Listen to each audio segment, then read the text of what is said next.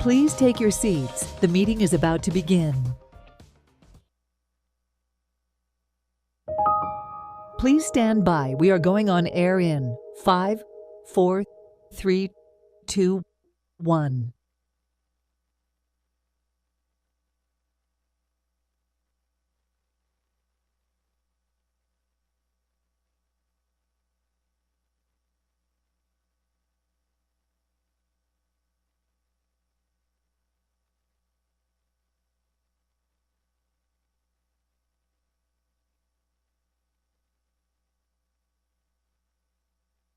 Bond? I think I'm here. Commissioner Dominguez? Here. And Commissioner Suarez. All right, we got a quorum. Mr. Attorney, do we need to read a virtual meeting participation into the record? I'd be happy to do that, Mr. Chairman. So today's meeting will be conducted in a hybrid format with members of the committee physically present and the public and staff appearing either virtually or in person via Zoom. If you'd like to participate virtually, you can dial 1-888-475-4499 and enter the webinar ID, which is 850-5992-3037, or join via the Zoom app and enter the webinar ID, which again is 850-5992-3037. Thank you, Mr. Attorney. With that, the order for today's meeting has been distributed to the members of the committee via memorandum. In general, I'm going to open up the floor to public comment for up to 30 minutes. Then I'm going to allow staff to make a presentation. Following that, we're going to take these items in three different parts. First, we're going to address parking. We're going to take up item number 1. We're going to address the Rickman redesign. We're going to take up item number 2. We're going to discuss the Lincoln Road parking increase at the cul-de-sac. And then we're going to discuss the Michael Schvo partnership for our garage in P24. Following the parking discussions, we're going to address the project segmentation and then conclude with the issues of a claim. So that is the agenda for today's meeting. I'm going to open up the floor for public comment. Any members of the public wishing to speak on this project, please feel free to approach the podium or raise your hand on Zoom.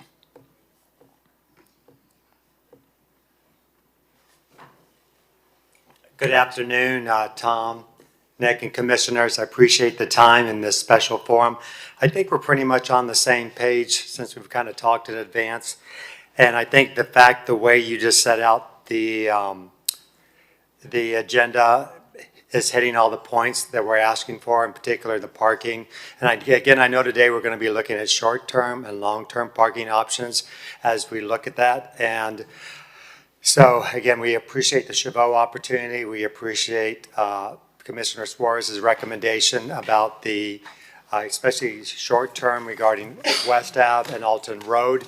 Also, let's not overlook the opportunity for the circular parking lot, whatever we can do. That's probably like medium term to at least make that kind of like the old post office parking lot. We can kind of definitely get more parking spaces out of that land mass than how we currently have that's very inefficient. So keep that in mind as well as we look at solutions. The other thing I want to emphasize towards the end is we also, because West Ave is a major thoroughfare north-south, that we really need to think about, phasing, as we're going to talk about, but the impact on traffic and who's going to help manage traffic, because it's already a challenge in the afternoon now with police out there oftentimes, and with the construction, it'll only make it more challenging for everyone. So please keep that in mind. But again, we really appreciate West Ave is very grateful and our supporting neighbors for this meeting today, and we're looking forward to a very successful conversation. Thank you. Thank you, Tim. Any other members of the public wishing to speak on today's meeting? Please approach the podium. Welcome, Nancy.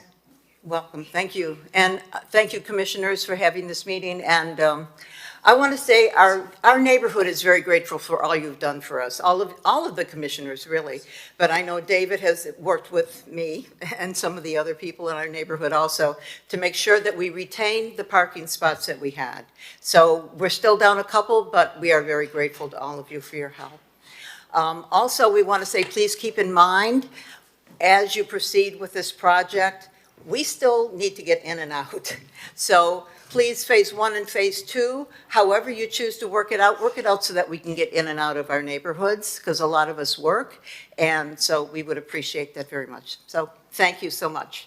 Thank you, Nancy, for being here. Any additional members of the public wishing to speak on this item, on this agenda?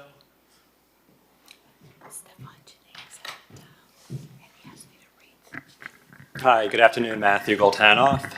I just want to thank everyone today for coming here and trying to work out a way to move this project forward. I sent an email this morning to the members of the committee, so unfortunately, Commissioner, I didn't copy you on that email. But what I outlined is, it's really important that the parking situation be addressed, but that we not lose sight of the great aspects comprehensively of the whole entire project. Besides raising the street, we're beautifying the street, adding more green space, more tree canopy, wider sidewalks, et cetera. And the options that were outlaid by the design builder, it was actually pretty frightening. They talked about losing potentially 9,000 square feet of green space. And to put that in perspective, that's 3 football fields as wide as a parking spot that would be replaced with green. This is a resiliency project. Instead, it would be asphalt. I also sent some census data that I compiled from the U.S. Census Bureau, and it shows, really stark contrast between the county, between the state and national averages.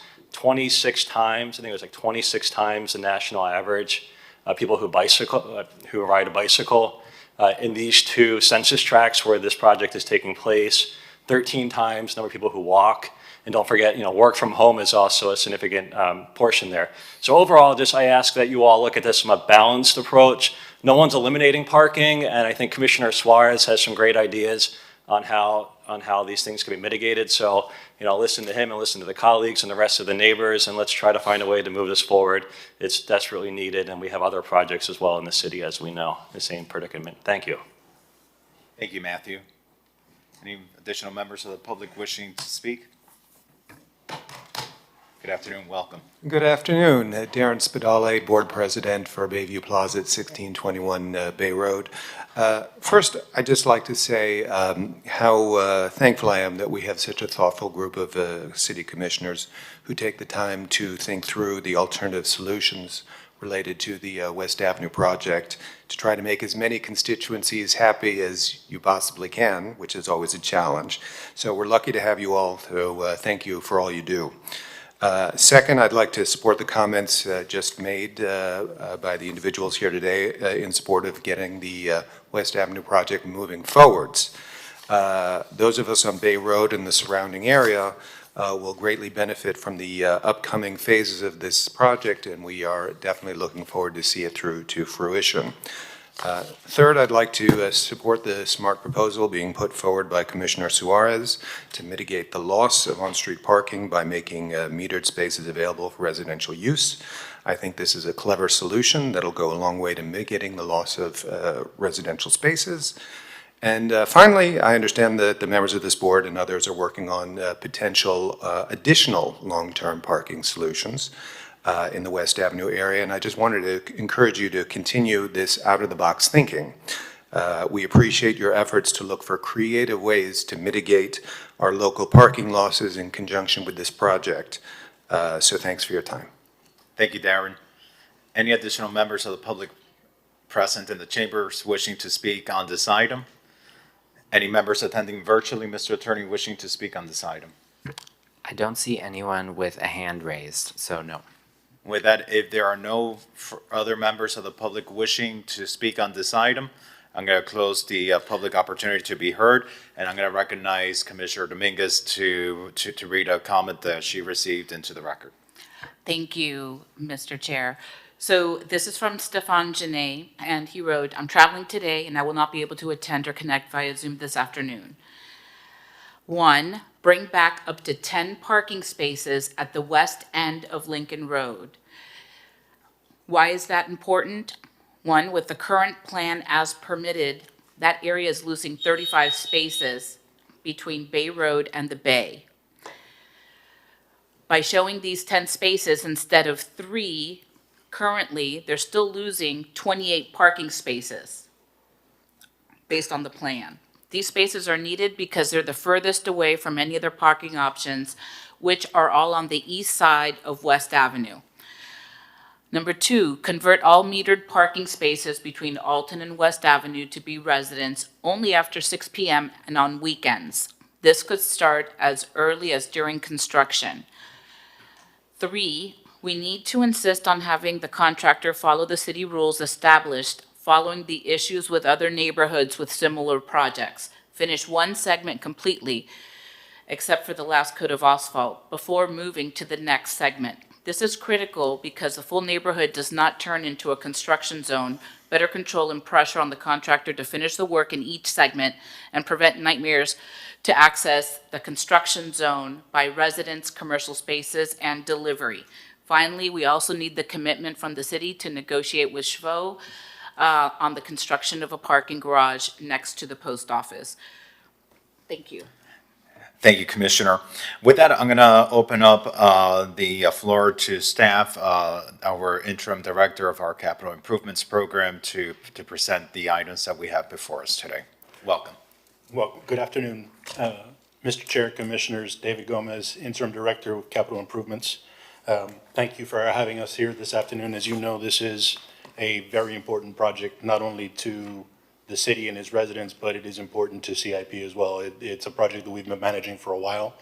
It is complex. It is difficult to get a handle on every item as it comes up, but we believe that we have pushed forward and gotten to this point where now we're in the home stretch, so to speak, where we can begin in the near future. You wanted me to go right into the items? Yes. Okay. Give us your overview. Okay. We're going to go, we have a list of items we're going to go through, but just your general overview of what's before us today. The West Avenue contract was awarded in March of 2017. As with any project of this nature and this complexity, it is incumbent upon the design team and the design builder to deal with issues as they arise. It's part of the development of the project. This project is no exception. It did encounter some design challenges, such as the Resilience Accelerator and ULI, where we examined our stormwater policy and approach that was by a team of professionals and academics supported. It encountered changes in Durham requirements for water quality treatment, which added a whole bunch of extra treatment structures and design capacity to the system. The city elected to increase its design criteria from a 5-year storm to a 10-year storm, allowing us to handle the ever more common larger storms and rain bombs. The location of the stormwater pump station changed from Lincoln Road at the request of the residents to the parking lot next to the post office. We encountered and faced challenges and concerns with private property harmonization, where we now have a policy that allows us to move forward and ease a lot of the concerns that the residents raised. And the most current issue that we're facing today is a loss of parking in the project area. As you know, this loss of parking is in some cases related to design, but a lot of it is just currently unmarked spaces that are not legal or safe to use that we perceive as a valid parking space just because the area is overwhelmed and needs the additional parking spaces. And with that, I think we can go into the first item. Yes, and with that, Mr. Planning Director, let's read into the record item number 1.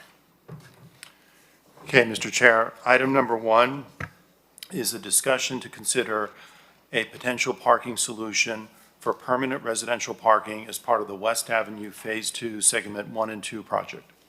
And David, just give us an overview in item number 1, what's before us and what is staff's recommendation?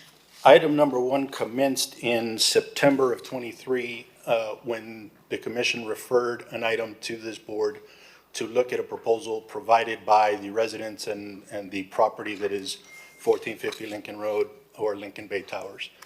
The proposal is to divert the bay walk behind their building, the intent being to use that or save that money on the bay walk in order to recuperate additional spaces for the city to be used for public parking. In exchange, we would build a structured parking above their existing lot on the south side of their property.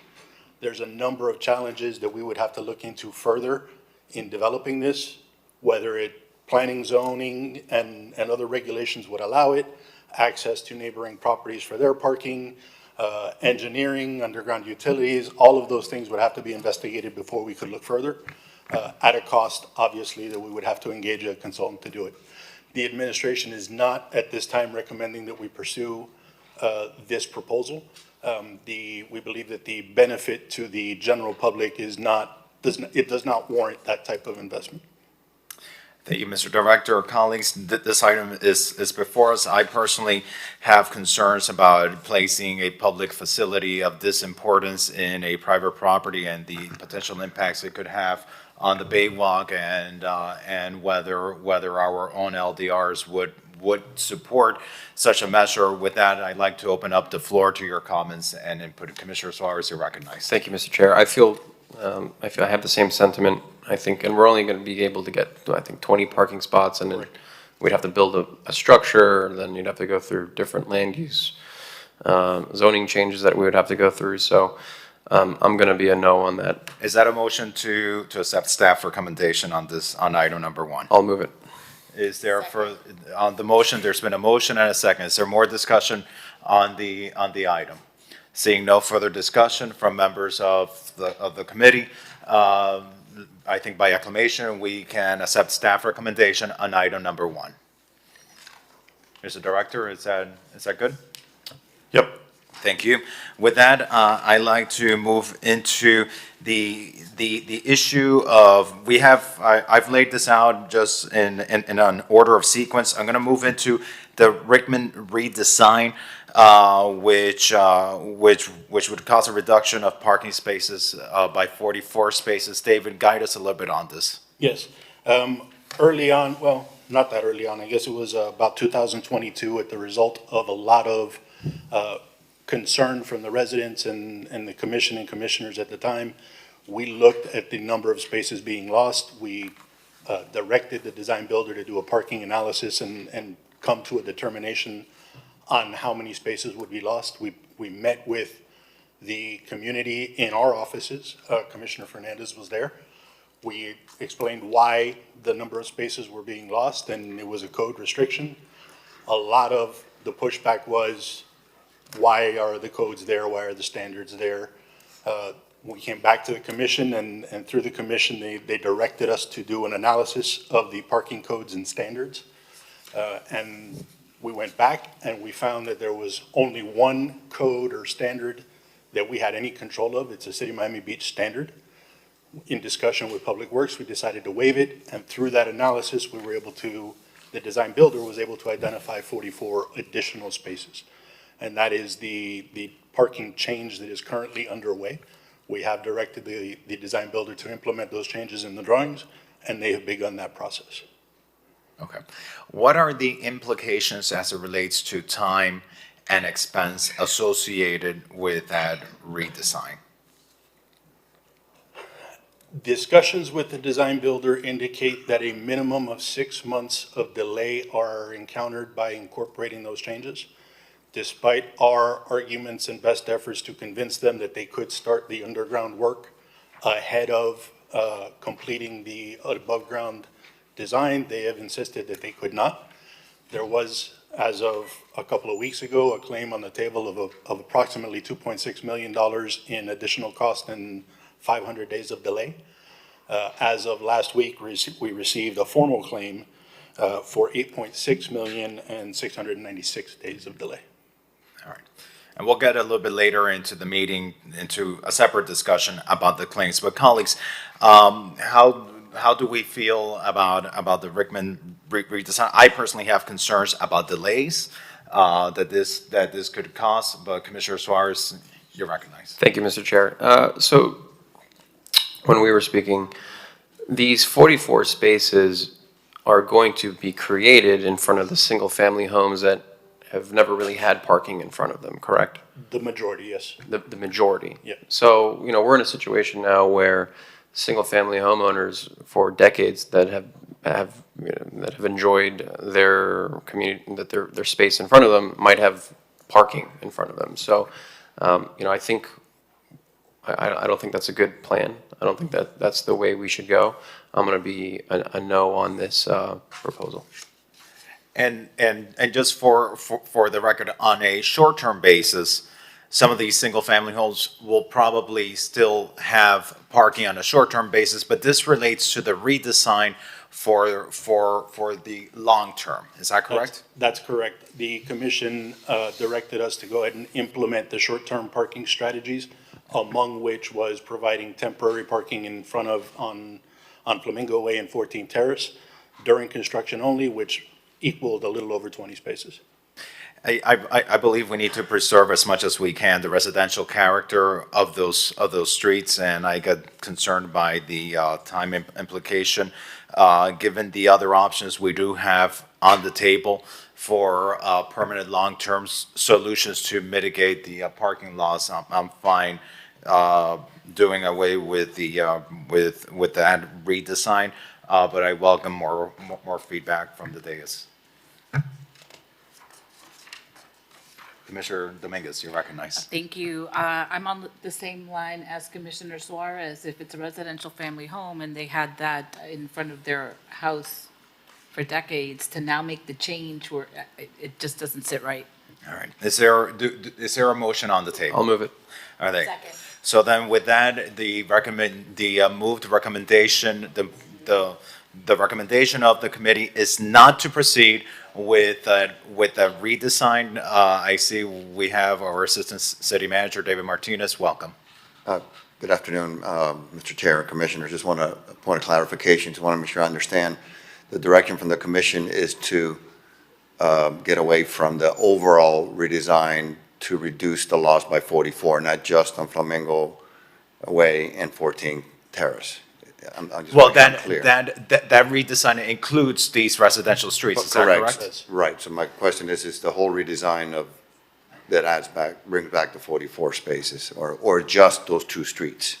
I would say the whole, because my concern, and I'll open up the floor to my colleagues, is also the time implication associated with this and other costs. I think we have other options through which to recoup these spaces. And so I would say for the entire project, but I'll defer to the maker of the motion to get his input. Correct me if I'm wrong, Martinez. I think the direction that we want to give you is to go back to the original design. And then I think, as far as the rest of the agenda, it might be modified however we vote on the rest. But we are going to abandon this design where we somehow create 44 parking spaces in front of single-family homes. Perfect. Yeah. So with that, the item's been moved by Commissioner Suarez, it's been seconded by Commissioner Dominguez by acclamation. Can we show that item adopted? All right, with that, let's proceed to item number 2. Mr. Director, please read the item into the record. Okay, Mr. Chair, item number 2 is a referral to the special May 28th, 2024 Land Use and Sustainability Committee, a discussion to consider expanding parking options for residents within the West Avenue neighborhood by permanently converting approximately 133 metered on-street parking spaces within Zone 12 to metered 24-hour residential spaces. I'm going to recognize Commissioner Suarez, who is sponsoring this item, followed by the administration. Commissioner Suarez, you're recognized. Thank you, Mr. Chair. David, if you don't mind coming up, and also if you want to tee this up for me. This item was brought to the committee at last commission. It was Commissioner Suarez's item. And the analysis is that as part of the short-term parking solution or mitigation plan, we had identified the potential of opening up 133 commercial spaces to residential use 24 hours.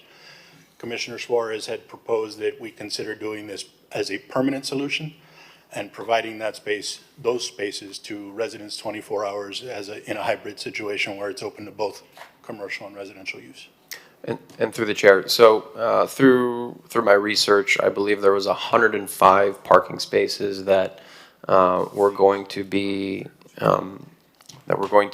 lost as a result of the reconstruction.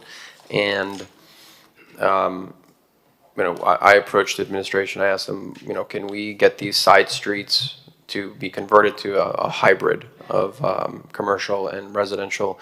And they said it was already on a short-term basis, and I said, okay, look, how about we make it permanent until perhaps we have a parking garage that's being built for the area, in which case it could be reverted back to commercial. So I'm seeking the support of my colleagues on this item to alleviate the parking situation and move the project forward. Thank you, Commissioner Suarez. Commissioner Dominguez, you're recognized. Thanks. I have a question for David Gomez.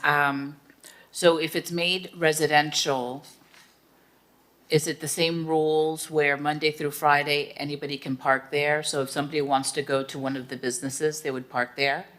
That's correct. It would be hybrid so that it is open to both residential And then if it's residential, they wouldn't pay? Correct. If you have a residential pass, you don't have to pay. If you do not, you would have to. Is there an impact, like by not having it metered before 6 o'clock, is there an economic impact of not having people pay for parking that normally would have in a commercial corridor? Yeah, I would have to ask our parking department to speak on that. Good afternoon, Mr. Chair, committee members. Jose Gonzalez, Transportation Mobility Director and Interim Parking Director. We don't foresee a significant economic loss as a result. Thank you. Commissioner Dominguez. That was my question. Thank you. Any other, if I open the floor to you, I'm so sorry. I have to open up to anyone else that raises their hand from the public. I'm sorry. No problem. I have to be fair. Is there any other comments from the dais on this item? Is there a motion on the table? I'd like to move it. One last comment. Yes. Before officially making it permanent, I'd like to see if it works and how it goes, and maybe try it for a year. How about we how about we have, look, again, this is just to move the project along and to give relief to parking for the neighborhood. How about we do this until perhaps the Chabot parking garage is open, and pushes forward? Again, that kind of ties into the other agenda items, or perhaps we do it for a little bit longer than a year, maybe 2 years, I would say minimum. I think one of the advantages that we have is that we can always alter this. So we adopt this, and then midway, once we've adopted this, Right. we see an opportunity. Let's say P23. P23, Tim Carr of the West Avenue Neighborhood Association brought up a very good point. We have the opportunity to redesign P23. It was something that was explored in the past. I think, David, correct me if I'm wrong, we've been discussing this, but we could potentially gain 20 parking spaces there, potentially. That's correct. If we engage in a redesign of P23, is that correct? That's correct. And it probably, it's still a few $1 million, it's probably $2 or $3 million. But we have parking funds that we could potentially use from the enterprise fund to support something like that if we decide to do that. Is that correct? That's correct.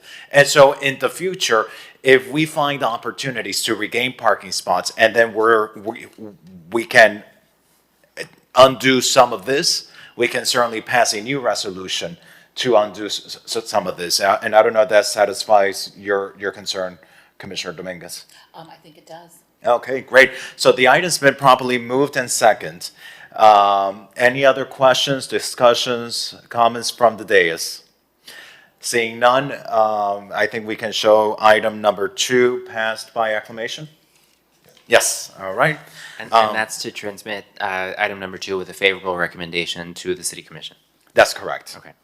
All right, David, since we have you before us, the next item I'd like to bring to the committee's attention is a cul-de-sac at Lincoln Road and the redesign to increase from 3 to potentially 10 parking spaces. Yes. During our discussions with the residents, and Commissioner Fernandez was there way back when, Commissioner Suarez helped us bring it to light again recently. There is an opportunity to add some spaces directly east of the cul-de-sac. And even though they haven't finished the engineering on that, it looks like we could potentially gain up to 10 spaces there, a net increase of 3 over the present plan. So, I'm sorry, a net increase of 7 over the present plan. Yes, and Commissioner Suarez, I'd like to recognize you because you've been, as of, most recently taking this on. I'd like to recognize you to present on this. Yeah, thank you. I appreciate it, Mr. Chair. I don't think it's just me. I think it's all of us on the dais that has really listened to the resident concerns. And, a lot of it's from Nancy. And look, there's certainly a way of life at this particular end of the cul-de-sac that people have, and it would be disruptive to change that. And so I asked the administration to see if this would alter at all the timeline of the project, and they said no. And we can move forward with the original phase 2. And have this change at the west end of Lincoln Road, and there would be no delays. Maybe like a month or so, but nothing like years. And it's already part of, I think, what they're going to do, what they're going to implement, regardless of what we were going to do with with the redesign. So I'm happy to push this forward and have the original project move forward as intended. With the change in the west end of Lincoln Road. And thank you, Commissioner. I want to commend you because about a year ago, we had a meeting at the CIP conference room, and I think we probably had about 20 residents, and we had looked into this, and it wasn't possible at the time. And you got that, and you ran with it, and you've brought it to fruition. And I want to congratulate you because that is so important to the residents and the stakeholders at the cul-de-sac at the dead end of Lincoln Road. So is there a motion on the table? I'd move it. It's been moved by Commissioner Suarez. It's been seconded by the chair. On the motion, Commissioner Dominguez, you're recognized. I'm just going back to the comment that Stefan Dene had me read into the record where he asked for bring back 10 parking spaces at the west end of Lincoln Road. And then I heard you say that 7 would be coming back, not 10? Yeah, the current plan shows 3, so by putting in 10 at the end, it's a net gain of 7. Okay. It's a net gain. Thank you for the clarification. Thank you, Commissioner. The item has been properly moved and second. Any further questions, comments from the dais? Without any opposition, can we show this item adopted? All right, with that, let's move on to the discussion about P24 and a potential partnership with Michael Chavot to develop parking spaces there. Commissioner Dominguez, thank you for your leadership on this item. I'd like to recognize you to present. Thank you so much. I have had several meetings with Michael Schwo, even from the very beginning, and included West Avenue, Tim and Stefan and other folks had meetings with Alfredo back and forth in making this better. And there's a proposal for for a parking garage to be built where the pump station currently is. And I would like to read, I couldn't find it, a motion for the body to consider. I move to recommend that the City Commission refer an item to Land Use and the Finance Committee to consider a proposed agreement with BH, the Alton LLC, which is a Schwo entity, regarding the city parking lot at 1671 West Avenue between Lincoln Road and 17th Street, Lot P24, where the pump station is currently being built. And the purpose is to consider a proposal by BH, the Alton LLC, to build for the city a parking garage designed by Foster and Associates, which would cover the pump station and provide much-needed additional parking for the neighborhood. This referral will allow the administration to begin engaging with the developer. Thank you, Commissioner. There's an item that's been moved before the body. Is there a second on the item? I'll second. The item's been properly moved and second. Commissioner, on that item, how many parking spaces potentially could the area be gaining approximately in that area? I'll say very generically because it's still in the design idea phase, but about 243. Okay, so that's potentially 243 parking spaces. That is significant, Commissioner. Thank you for bringing this item forward. And I also want to highlight that this is in addition to the 133 meter, which, you know, we can always revisit that in the future. And, you know, we're looking at the pump station also. This is tremendous. This is a tremendous gain and mitigation of parking loss. So thank you, Commissioner Dominguez, for your leadership on this item. Commissioner Abad, you're recognized. Commissioner Dominguez, it might be very early to have answers to these questions, but would this be intended to be a lot where the residents would be able to use their discounted parking rates? I think, Or is it like a regular retail lot that people? It's intended for residents. Okay. And would the Schwo companies take on the cost of building it, or is it a shared? Correct. It would be the public benefit. There's still things to be negotiated. So they would include the parking in their building for their offices. So there's more to come. Okay. but the idea would be that this committee recommends that the City Commission gives direction to the administration to negotiate a possible partnership to bring back to the table for consideration. Mr. Attorney, I'd like to recognize you. That's right, Mr. Chairman. If the committee makes this recommendation to the City Commission and the City Commission approves a referral to the Land Use Committee and the Finance Committee, that's one of the terms that we could negotiate. Thank you. With that, there's been a motion and a second that's on the table. Any further questions from the dais? Any further discussions from the dais on this item? Without opposition, can we show that it's adopted? Yes? Okay, great. Congratulations, Commissioner. I think that this is such an exciting opportunity, not just to have more parking, but to have a beautiful design in our community there as well. So this is very exciting, certainly. I'd like to move on to discuss the issues relating to project segmentation.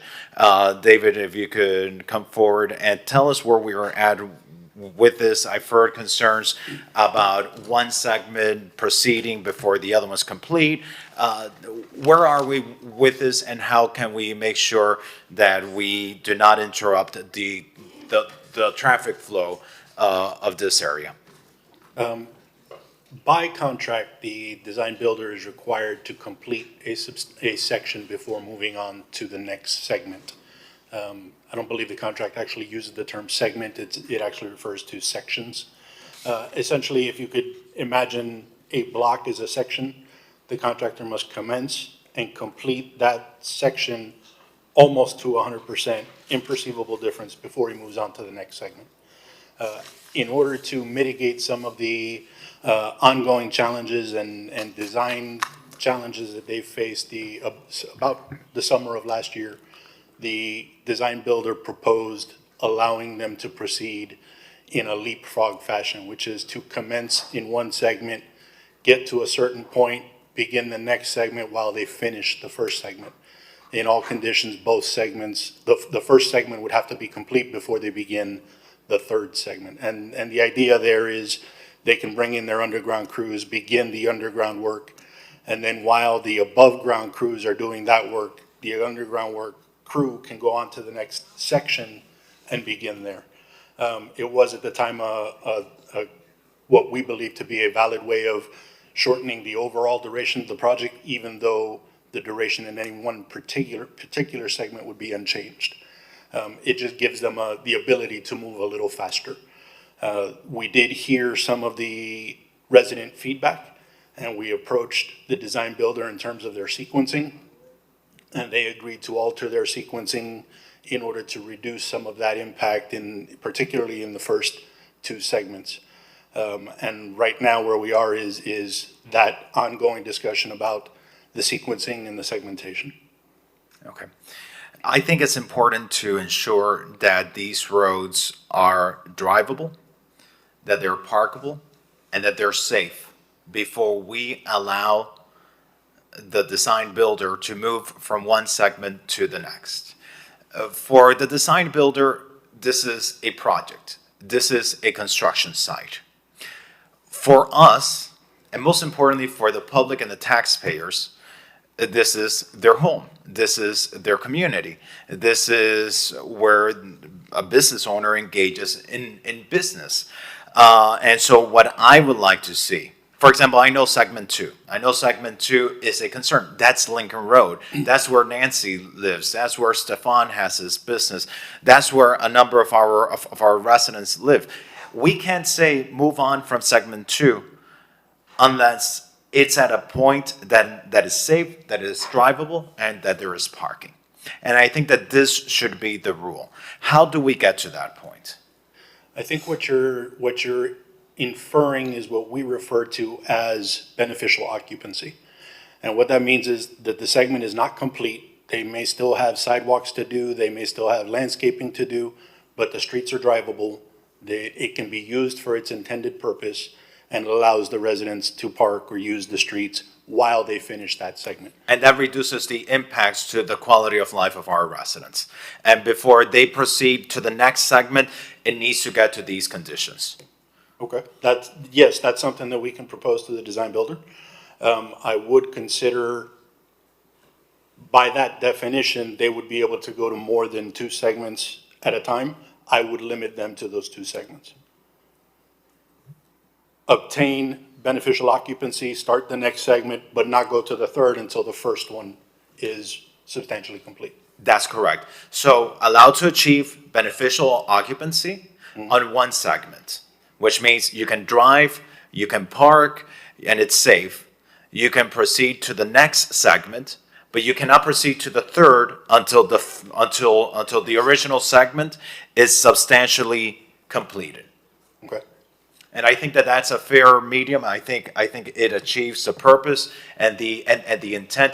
Our residents will be able to access their homes, our residents will be able to access the businesses, and they'll be able to access the much-needed parking that is needed in this area before they proceed to a second segment or a third segment. And Commissioner Dominguez, you're recognized. And sorry if you mentioned this, but what is substantially complete? And I'll allow David, but substantially complete is when they've actually completed the last layer of asphalt or right before that. In the case of a neighborhood project, we usually leave the last layer of asphalt to the very end. So in this case, substantial completion would be the landscaping is done, the sidewalks are done, there's only punch list items remaining and the last lift of asphalt. So if possible, instead of saying substantially complete, say that. The landscaping, because then wouldn't it leave room for error that none of that would be done, and Rickman will say, well, we think we're substantially complete. And part of the process of attaining substantial completion is we have to have an inspection where everyone walks it, agrees to it, generates a punch list, and identifies if, yes, it's been substantially completed or not. David. And through the chair, and also Commissioner, they would not get paid, obviously, for anything they haven't completed. In addition to that, we also withhold 5% retainage on anything that they have completed that we have paid. So there's reassurances that they have to complete.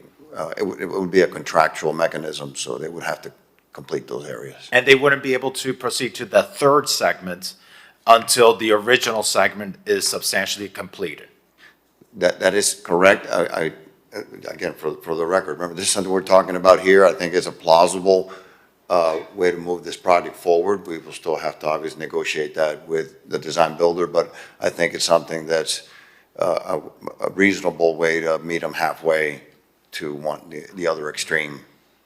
I believe it's a very reasonable position that it places us in. Any further comments from the dais on this? Is there? Yes, Commissioner Bond. I think I would like to support Commissioner Dominguez's suggestion that we spell out even before we have the punch list so that there's no, they've already shown themselves to be a little contentious, so there's no quibbling about what our view of substantially complete, so if that's not already in there. Through the chair. Yes. Our contract is very specific, and it has an actual definition of what substantial completion means, Okay. and it's a whole, almost like a whole page that describes it. So in the industry, it's a recognized term That of what that covers implies. X, Y, and Z. Yep, Okay, right. perfect, thank you. So is there a motion on the table? Because I'm not allowed to make a motion. I'll move it. Yes. No. Yeah. I'll second. Okay, so the motion on the table is to allow a project to achieve beneficial occupancy that is safe, that is drivable, that there's parking before they proceed to the next segment, but that before they proceed to the third segment, that first segment needs to be substantially completed.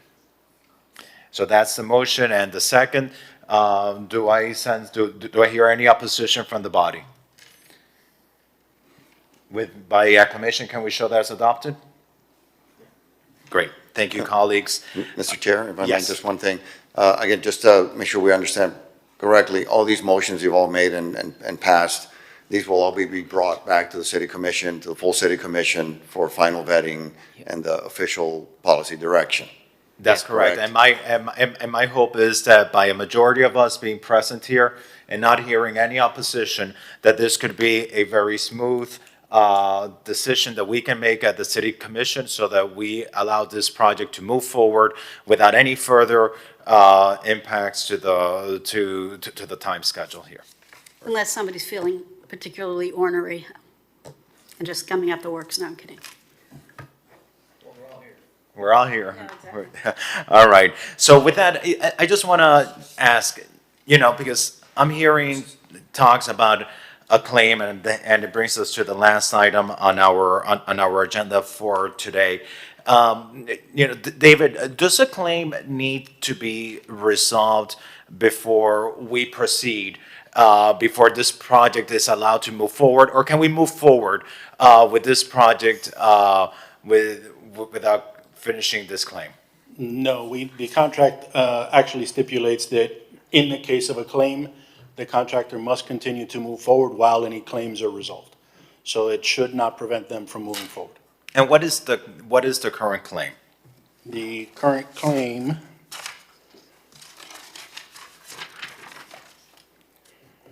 is $8.611 million for 696 days of delay. Okay, so let me ask you about this. And Mr. Attorney, I'm glad that you're present, because when was this claim presented to us? Wednesday of last week. Wednesday of last week. Is that a certified claim? Yes, it is. They have language certifying the claim in the letter, yes. Okay, and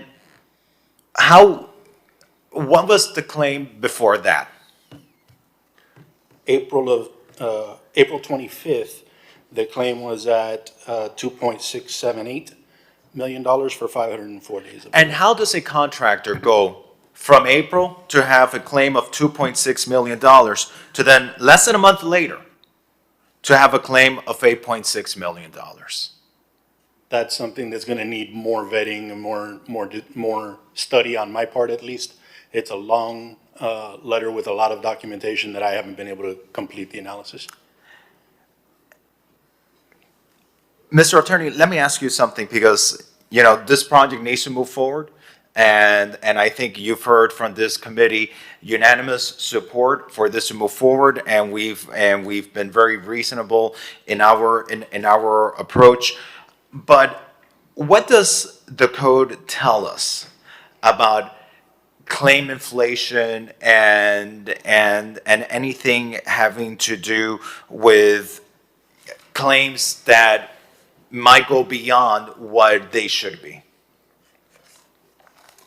Mr. Chair, I believe what you're getting at is the city's false claims ordinance, and anyone who is found to have submitted a false claim is liable to the city for 3 times the amount of the claim that is false, is required to forfeit the entire amount of the claim, and is liable to the city for all our costs and fees. And lastly, the claimant would be subject to debarment from being a city contractor for a period of 5 years.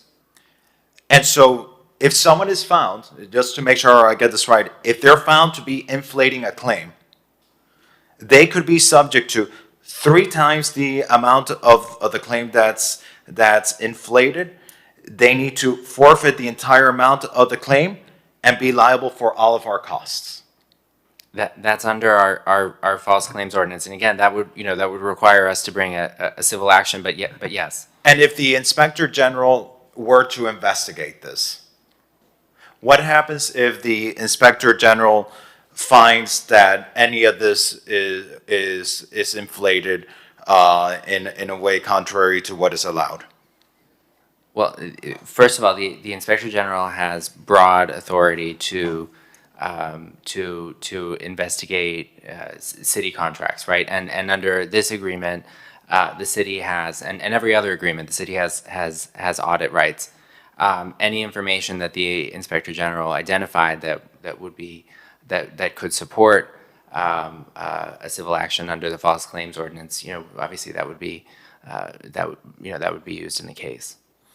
And if the Inspector General finds that there's been inflation of the claim, on someone inflating their claim on the taxpayers of the city of Miami Beach, what responsibility does the Inspector General have to notify law enforcement agencies?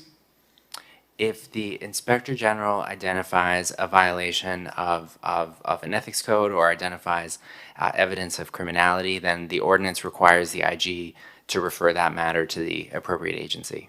I think it's extremely important for this to be placed on the record, because I have concerns when I see something being inflated from a month ago, $2.6 million, to now today, $8.6 million.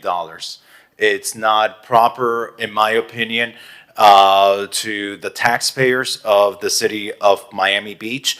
And I'd like to make a motion that this committee recommend to the city commission that the inspector general investigate the validity of these claims and the increased claims.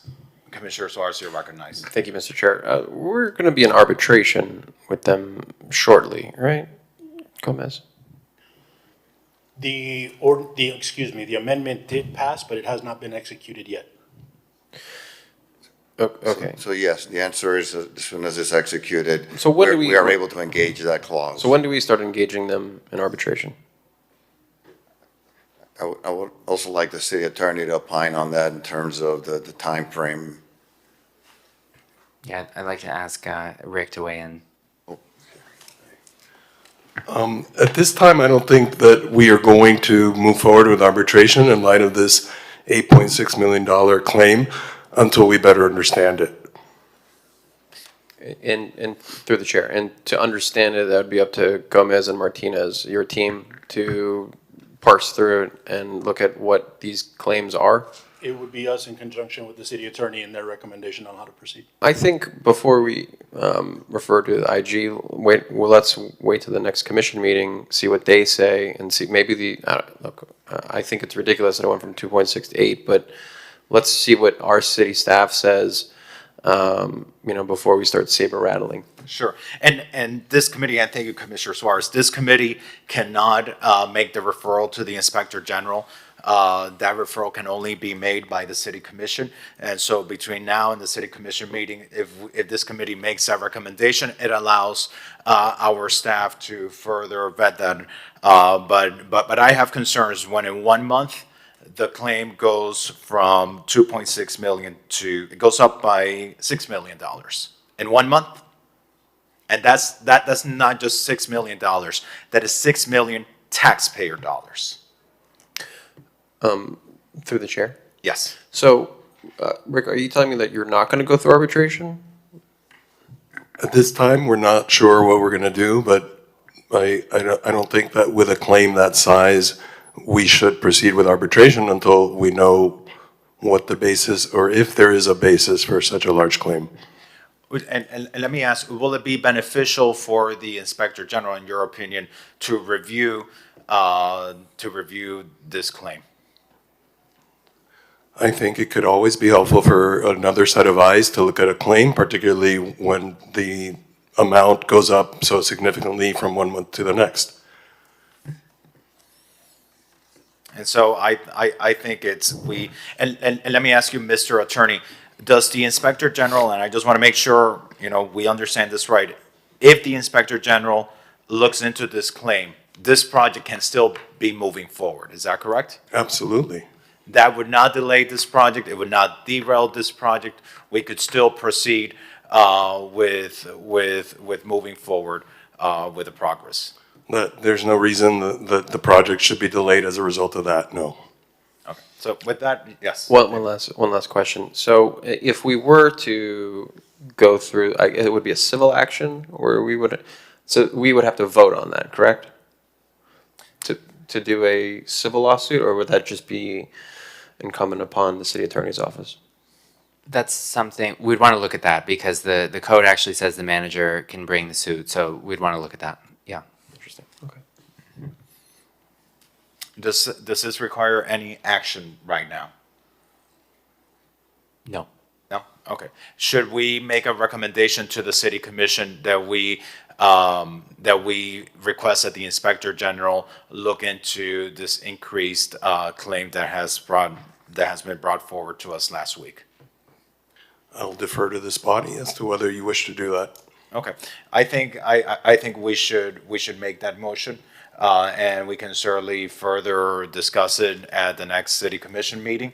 But I think it's important that when it comes to claims against the taxpayers' dollars, we take the strongest position that we can. And when we see a claim of $6 million in 1 month, what will be the claim next month and the claim the following month? And so I think we owe it to our taxpayers to show that we are not going to tolerate this, and that we will use every resource in our disposal to make sure that any claim is indeed appropriate, and is not more than what it should be. Is there a motion on that? I'll move that. I'll second. Can we show that adopted without opposition? Great. Colleagues, any other matters for the good of the order? Staff, any additional items that you need us to address at this time on the West Avenue project? With that, colleagues, thank you so much. Staff, Mr. Attorney, thank you for your time.